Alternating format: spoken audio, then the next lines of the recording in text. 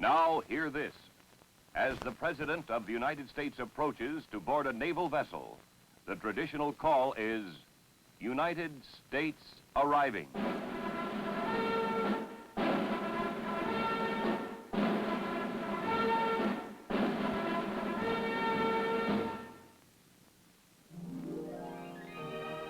Since the year of its birth in 1775, the United States Navy has grown to greatness through constant change and the guiding hand of tradition. Ships of the line have made the transition from sail to steam, from coal and diesel power to modern nuclear propulsion. Masts that once were rigged with canvas sails now support an abstract jungle of equipment for guidance, control, warning, and communications. The primitive cannons of revolutionary days have evolved into weapons more powerful, more complex, more effective. Some weapons that played a vital role in the earlier history of the United States are still important as part of the Navy's traditional ceremonies. Some have given way to guided missiles that seek and find an unseen target over the far rim of the horizon. Early attempts at submarine craft have gradually become long-range submersibles with startling capabilities.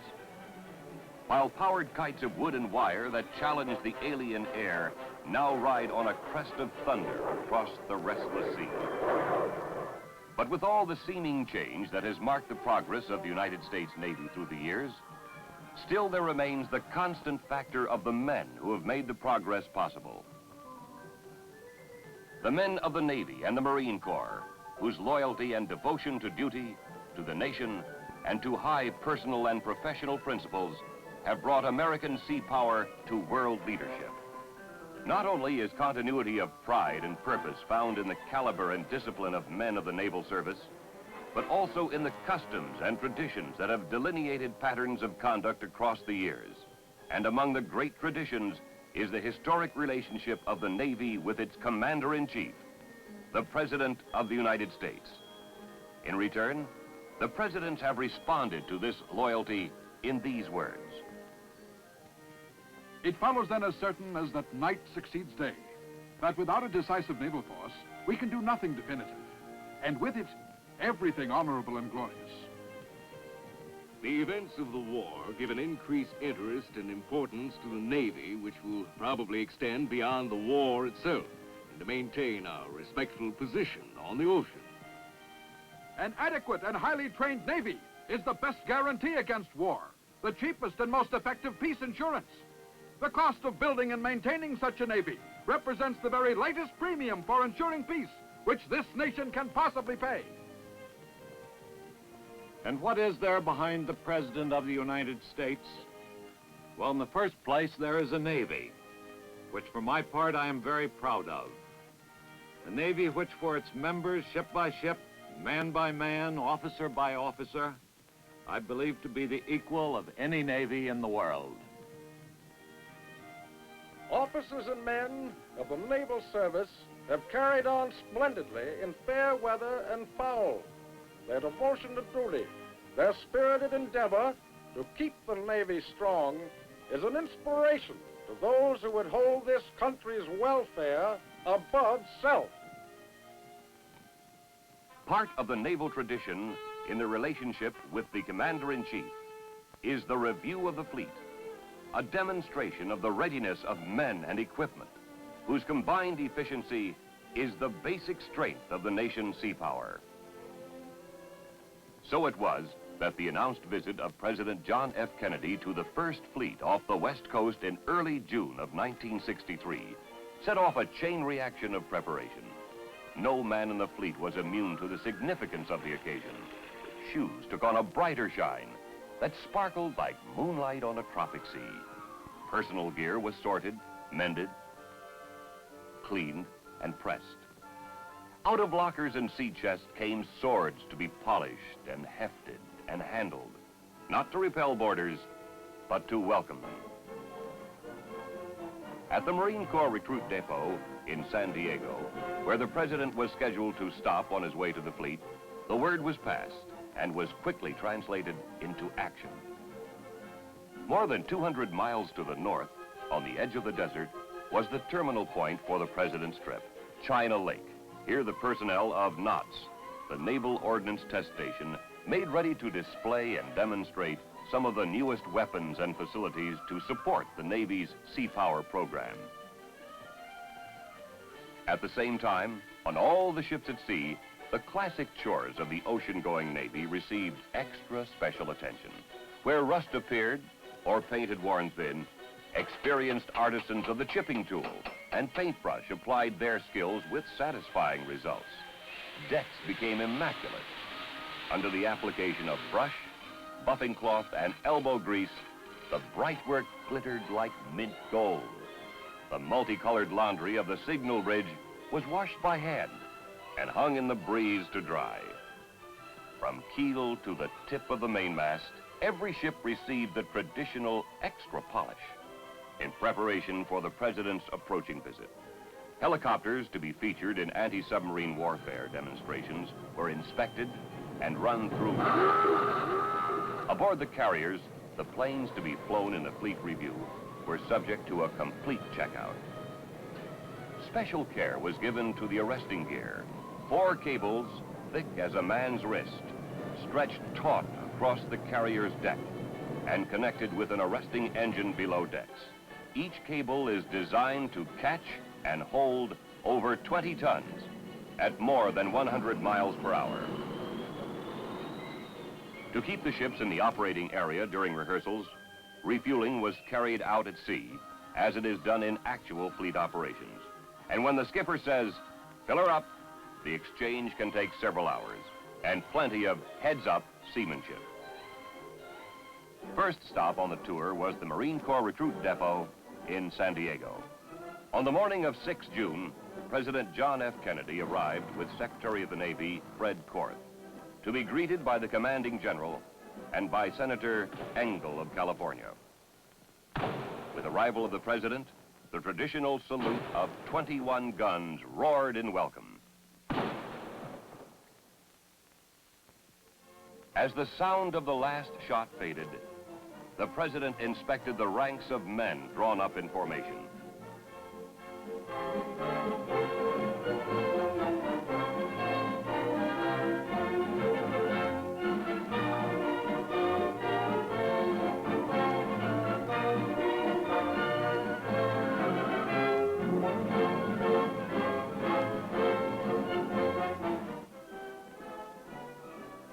Then the Commander-in-Chief toured the base.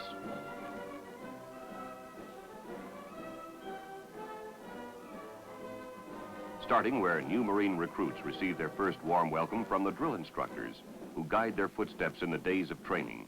The transition from civilian to a full-fledged Marine is not accomplished overnight.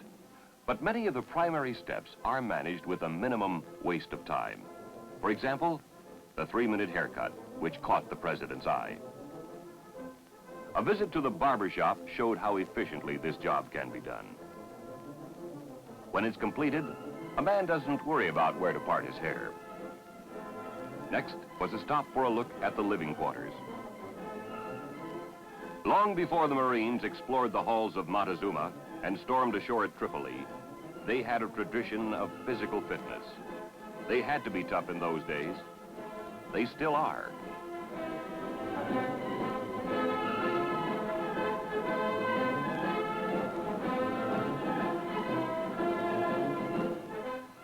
Then the inspection was over, and the presidential party was boarding helicopters to fly out to the fleet operating at sea, beyond the Coronado Islands.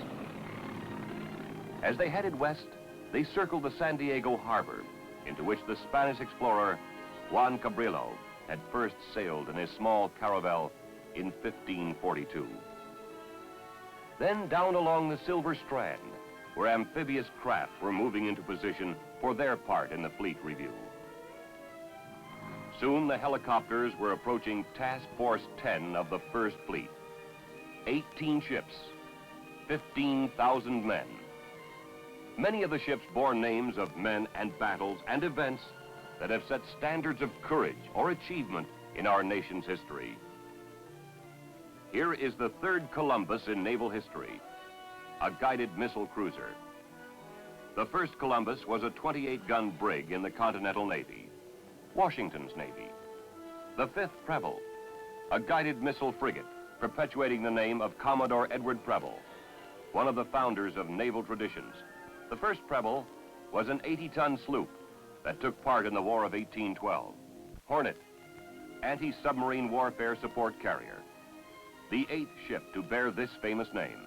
The earliest Hornet fought gallantly in the Revolutionary War and in the War of 1812 under the command of James Lawrence, who lives forever in naval tradition through his dying words, "Don't give up the ship." Now another page was about to be written in the record of naval traditions. As the President's helicopter approached the carrier Oriskany, there rose the historical call that denotes the approach of the President. United States arriving. As the helicopter touched down on the deck, the President's flag was broken at the main. It would be kept flying as long as he remained aboard, and the pipes, which once were worn by the Lord High Admiral of the British fleet, piped the President aboard.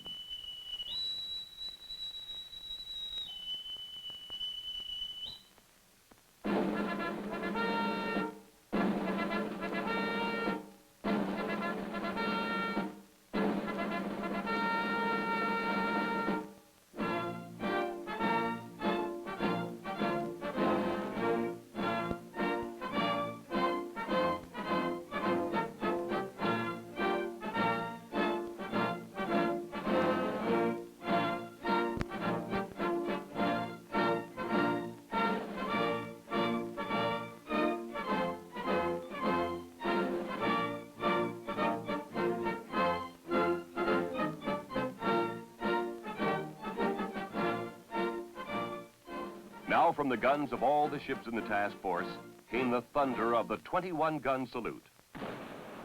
In some time long past, it was decided that odd numbers were luckier than even numbers. So the President's salute has always been 21 guns. Early gunners used to transfer 21 beans from one hand to the other to keep track of the count. And the rhythm of the firing was determined by a line that the gun captain repeated to himself. If I wasn't a gunner, I wouldn't be here. Fire, number 1. If I wasn't a gunner, I wouldn't be here. Fire, number 2. Today, the cadence is the same, but a modern stopwatch calls the tune. In a high-flying version of the traditional salute, carrier planes explode across the sky with a spangle of 21 aerial bursts.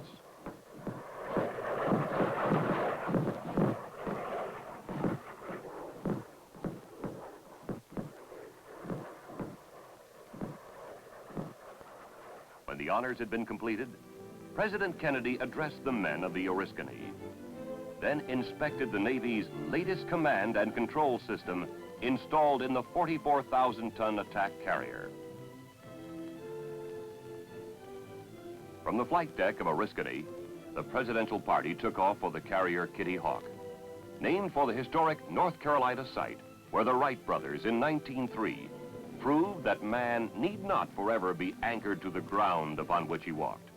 Kitty Hawk is the world's first guided missile attack aircraft carrier. 80,000 tons, more than 1,000 feet in length, with a flight deck covering approximately 4 acres. Yet she moves through the water at a speed of more than 30 knots.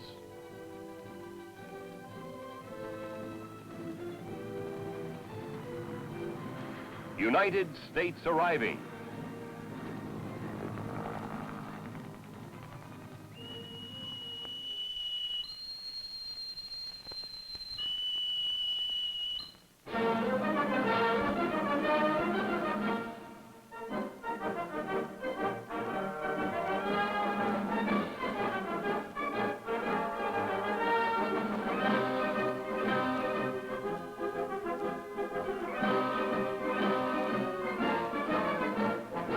Among the official party were Secretary of the Navy Fred Corinth, Governor Brown of California, and Senator Claire Engel.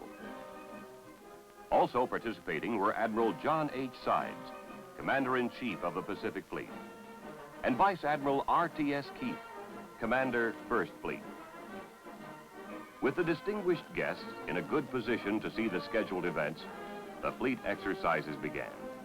First, some of the aircraft and weapons to be demonstrated were put on display.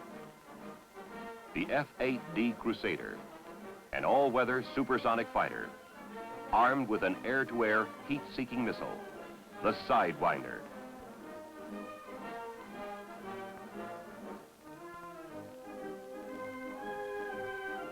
The F-4B Phantom II, the Navy's newest, the world's fastest all-weather fighter interceptor.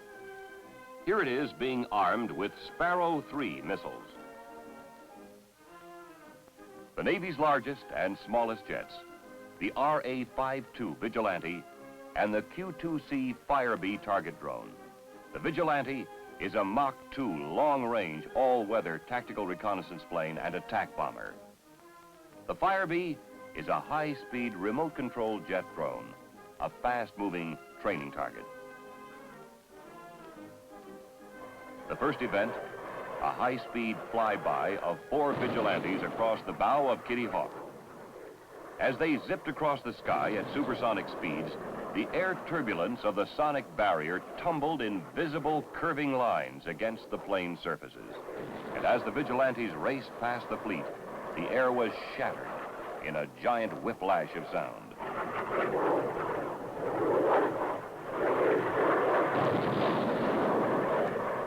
With the release of a Firebee drone, a quartet of Crusader jets flashed across the sky in hot pursuit and fired their Sidewinder missiles. As the drone tumbled seawards, off the starboard beam, a cluster of flares appeared in the sky. These presented a very small heat target for the Sidewinder rockets. But one after another, the targets showed the effects of the Sidewinder's accuracy.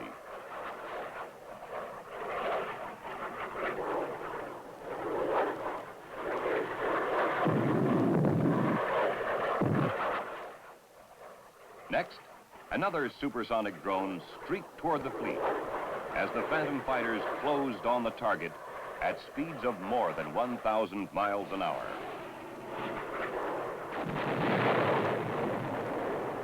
Ahead of Kitty Hawk, the guided missile frigates and destroyers swung into position for surface-to-air firings of the Terrier and the Tartar missiles.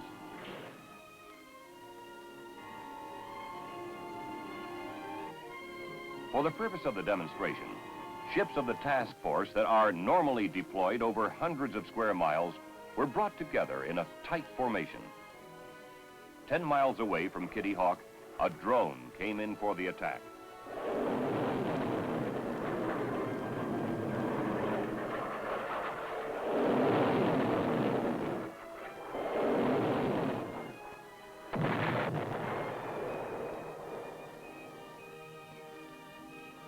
Now the fleet exercises moved into the anti-submarine warfare demonstration. Just off Kitty Hawk's beam, the submarine Permit showed her sail in a power broach. She then submerged to serve as a target for the rest of the team. The P-3A Orion, with its high-powered electronic, sonic, and magnetic systems, quickly picked up the track of the deep-diving submarine. Smoke lights were used to pinpoint where the submarine was last detected. And the Orion pulled out to leave the field to the other members of the ASW team. Following the Orion's lead, out from the carriers came 2 tracker planes and 2 Sea King jet-powered turbocopters. The trackers dropped more smoke lights as they picked up contacts with the magnetic detection equipment housed in the stinger that projects from the plane's tail. The smoke flares define the path and indicate the speed of the submarine. The helicopters, hovering over the markers, lowered transducers into the water to make a sonar contact. The fixed-wing aircraft maneuvered into attack position. The pilot received the latest sonar fix from the helicopters, and a depth charge was on its way to the target. As the aircraft cleared the area, they passed their most recent information of the submarine's position to the destroyers making a high-speed approach. From the deck of the destroyer Larsen, a small, remote-controlled helicopter known as Dash demonstrated another means of attack on enemy submarines. Carrying either depth charges or torpedoes, it can be directed to the point of the last contact.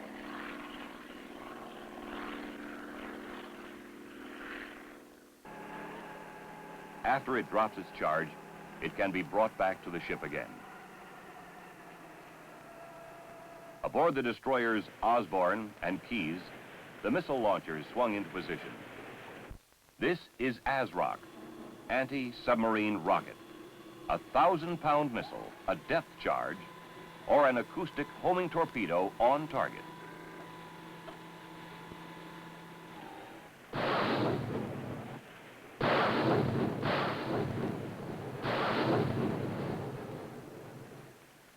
A final part of the fleet exercises in honor of President Kennedy took place on the flight deck of Kitty Hawk.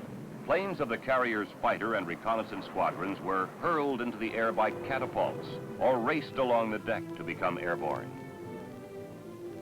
The President saw much of the flight deck action from the ship's bridge, where he could observe the landings and takeoffs through the bridge windows, or watch it on television over the ship's closed circuit.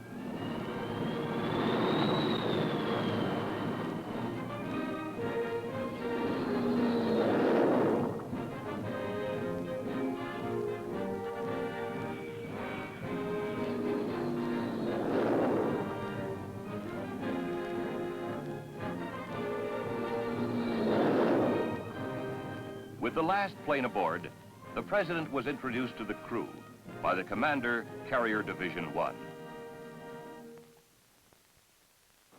Officers and men of Task Force 10, the President of the United States. Admiral, gentlemen, on behalf of all of us who visited with you today, to express our warm appreciation. I think all of us have been impressed by how vigorously and successfully the United States Navy has applied all of the modern advances in science and technology to this age-old struggle of maintenance of control of the seas. Just as Admiral Mann said more than 50 years ago, any country which wishes to protect its security and the security of those allied with it must maintain its position on the sea. And if there is any lesson of the 20th century, and especially of the past few years, it is that in spite of the advances in space and in the air, in strategic air, this country must still move easily and safely across the seas of the world. The events of October 1962 indicated, as they had all through history, that control of the sea means security. Control of the seas can mean peace. Control of the seas can mean victory. The United States must control the seas if it is to protect our security and those countries which stretch thousands of miles away but look to you and this ship and the sister ships of the United States Navy. I want to express our appreciation to all of you. The sea is a friend and an enemy. Those of you who sail it know it. Those of you who sail it carry with you our warmest appreciation and our best hopes for the future. Thank you, gentlemen. At the conclusion of the remarks, carrier planes overflying the fleet responded with a rapid-fire salute against the background of the sky. And aboard Kitty Hawk, President Kennedy followed the traditional custom of extending personal greetings to the officers and men assembled on the flight deck.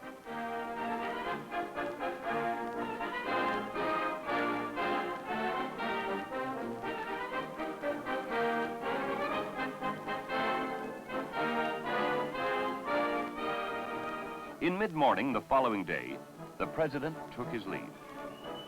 From Kitty Hawk, he would go to Point Magoo, the Navy's Pacific Missile Range, then on to the Naval Ordnance Test Station at China Lake.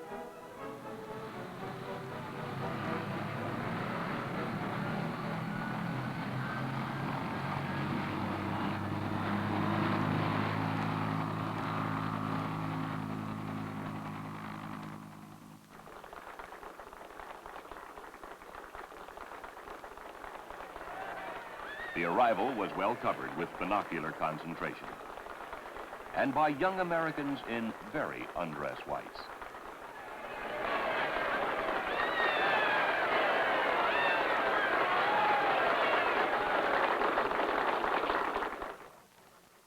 The test range.